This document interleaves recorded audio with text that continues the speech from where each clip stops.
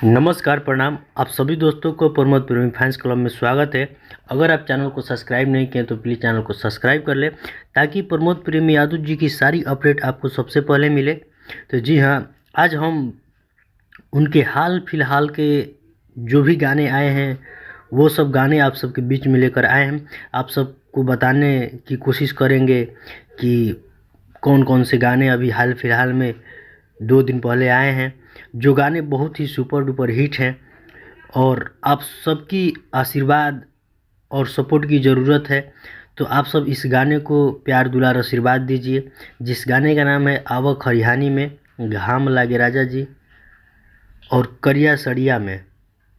तो बहुत ही बढ़िया गाना है, जो कि घाम लागे राजा जी एंकर म्यूजिक चैनल से आया है, प्रमोद प्रेमी यादव जी का ये गाना।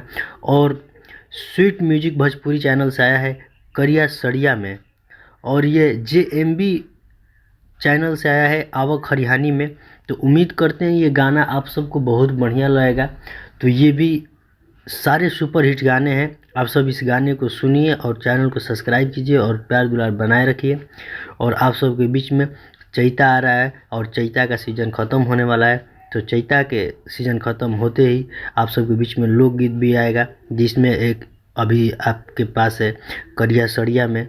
तो बहुत ही बढ़िया लोकगीत है। तो आप सब सारे गाने को खूब प्यार दे रहे हैं और ऐसे ही प्यार दुलार आशीर्वाद दें। जय हो, जय भोजपुरी समाज।